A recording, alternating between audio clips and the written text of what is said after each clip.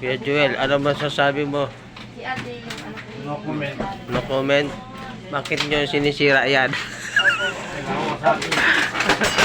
Wala na, wasak na talaga. Wasak na. Oh. Oh. Sinisira nila. Okay. Para ano, masintadahan.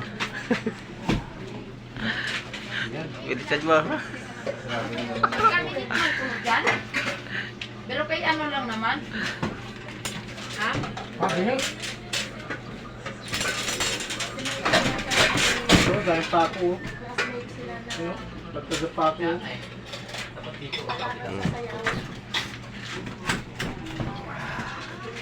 Pakurin ko dito. Lumigas na to. Pak. Sabi niya, ano yun? Tagos dito, may tagos dito sa kabila. Kaya pala, parang pakpa ko taro. Hindi matanggal. Oh, dito matataglag na dito.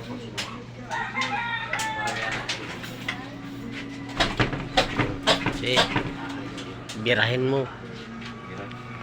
Birahin mo. Okay. Oh, yan malapit na. Ayaw nga. Ayaw? Okay.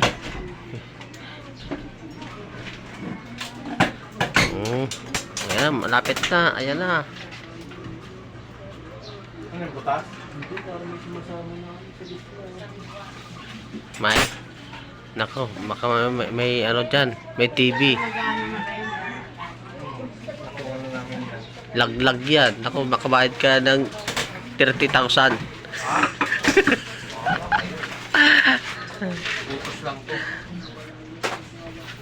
Yung mga plano, nandito din sa naglalagay. Oh.